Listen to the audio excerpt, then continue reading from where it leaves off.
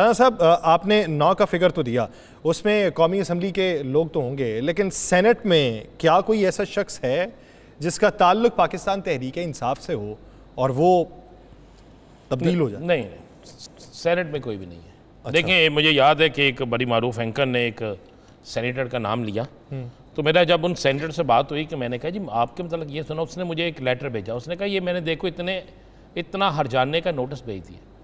میں کہا اچھا جی، میں نے کہا جی مجھے نہیں پتا۔ اس نے کہا نہیں بھائی، ہمارا جینا مرنا جو ہے اپنی جماعت کے ساتھ ہے اور ہم کسی صورت میں بھی وہاں سے نہیں ہلیں گے۔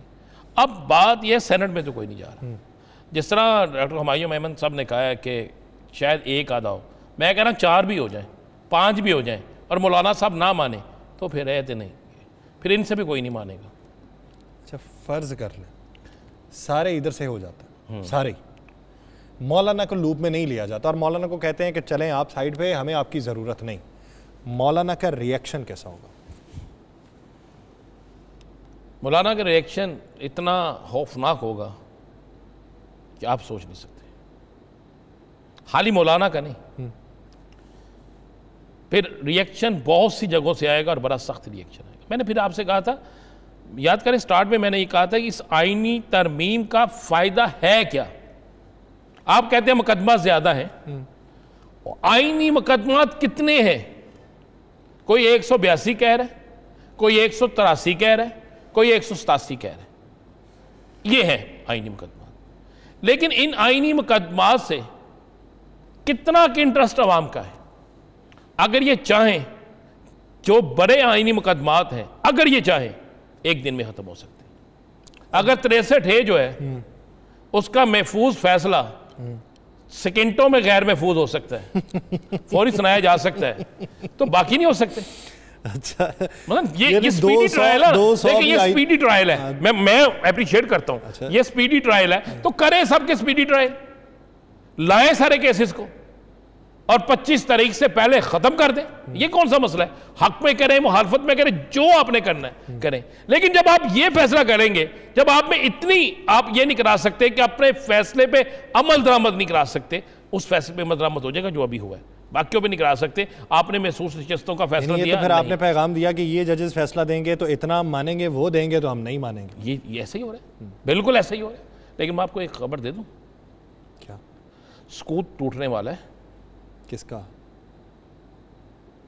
یہ سپریم کورٹ میں جو سکوت ہے نا، یہ ٹوٹنے والا ہے۔ یہ کوئی لمبا چوڑا عرصے تک نہیں چلنے والا۔ ہو سکتا ہے جب ہم اگلا پروگرام کر رہے ہوں تو یہ سکوت اتنا ٹوٹ چکا ہو اور اتنا زبردست شور مچے کہ بہت سے لوگ اس شور کے خوف سے بھاگ جائیں۔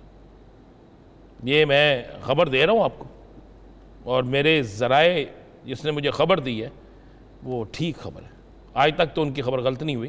ٹھیک، تو اب یہ سکوت ٹوٹنے والا ہے، اور جب سکوت ٹوٹتا ہے نا تو پھر بہت سی چیزیں بھی ٹوٹ جاتی ہیں۔ صاحب آج جو اسلام آباد کے اندر فوج کی تعیناتی ہوئی اور فوج جو ہے وہ پہنچ گئی، اور یہ تعیناتی جو ہے یہ SCO سمٹ کے لیے کی گئی ہے، اس تعیناتی سے بین الاقوامی سطح کے اوپر اسلام آباد کے محفوظ ہونے کا کس حد تک پیغام جائے گا؟ دیکھیں یاسر ایک چیز تو بڑی ہے کہ ہماری فوج نے اس پاکستان کو محفوظ کیا ہے، ہماری فوج نے دہشت گردوں کا مقابلہ کیا ہے، ہماری فوج نے پاکستان کے اندر امن لایا ہے، ہماری فوج نے اپنی قربانیاں دے کر اس قوم کو بچایا ہے۔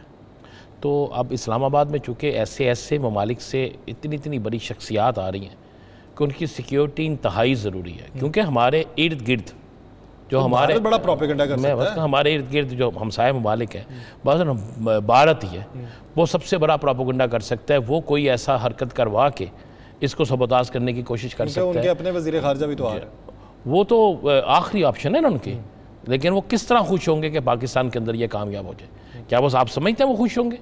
آپ سمجھتے ہیں کہ وہ اسے اچھا سمجھیں گے؟ کبھی بھی نہیں۔ اسی طرح کچھ اور ممالک بھی ہیں جو ہر صورت میں چاہتے ہیں کہ پاکستان کی جو سیکیورٹی پہ سوال، جہاں جس ملک کے اندر کرکٹ ٹیم آ جائے اور دوسرا ملک سازش کرنی شروع کرتے۔ آپ کو نیوزی لینڈ کا نہیں پتا تو کالز گئی تھی کھلاڑیوں کو، جو میلز گئی تھی، آخر اس کے تانے بانے کہاں سے ملے تھے، ساری چیزیں کہاں سے نکلی تھی؟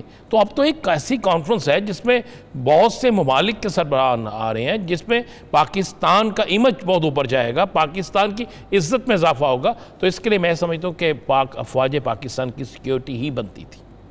اگر آپ کہتے ہیں کسی اور ادارے کی، نہیں، افواج پاکستان کی بنتی تھی، اور افواج پاکستان سے قوم بھی محبت کرتی ہے، اور افواج پاکستان جو ہے وہ اس سیکورٹی کے فرائض کو بہترین طریقے سے سارے انجام دیں گے، اور آپ دیکھیں گے کہ انشاءاللہ پاکستان کی عزت میں اضافہ ہوگا، کمی نہیں ہوگی۔ اچھا رانا صاحب، پروگرام کے آخر پہ بات بین الاقوامی سطح کی، ایران میں آج آیت اللہ علی خامنائی نے خطبہ دیا، اور انہوں نے جو پیغام اس میں دیا، انہوں نے مسلم امہ کی وحدت کے حوالے سے وہ روایات، وہ آیات، وہ خطبات، وہ سیرت النبوی کے تمام حکایات، اس کو بیان کرتے ہوئے انہوں نے جو پیغام دیا، کیا بین الاقوامی سطح کے اوپر مسلم امہ، مسلم ممالک، مسلم لیڈرز کردار ادا کر پائیں گے؟ نہیں، سچ پوچھئے نا، سچ آکھاں تے بھجن کھاکھاں ڈردی سچ نہ آکھاں، بالکل نہیں۔ جس دن سے غزہ میں یہ سب کچھ ہو رہا ہے، جس دن سے ہر شخص معصوم بچوں کی لاشیں دیکھ رہا ہے، اجڑے ہوئے گھر دیکھ رہے ہیں،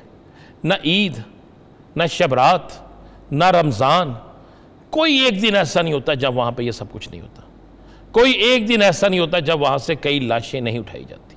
تو کتنی امت مسلمہ کے لیڈروں نے اس پر ریئیکشن دیا؟ آپ کیا سمجھتے ہیں کہ 2 یا 3 شہادتوں کے بعد ٹھیک ہو جائے گا؟ سب کٹھے ہو جائیں گے؟ ایک شہادت کے بعد ہی سب کو کٹھے ہو جانا چاہیے تھا، جس دن غزہ میں ہوئی تھی۔ جس وقت ان معصوم بچوں کی لاشیں، جنہوں نے بھی دنیا میں دیکھا ہی کچھ نہیں تھا، وہ ان کی لاشیں بھی جنہوں نے شاید ابھی اذان بھی نہیں سنی تھی، ان کی بھی لاشیں جن کے کان میں بھی اذان نہیں دی گئی تھی، جن کی پیدائش کے چند لمحوں بعد ہی بیچارے دنیا سے چلے گئے، اور جنہوں نے تو اس دنیا میں آنکھ ہی نہیں کھولی، کھولی، اور وہ کوک کے اندر ہی انہیں جو ہے قبر کی صورت اختیار کرنا پڑی۔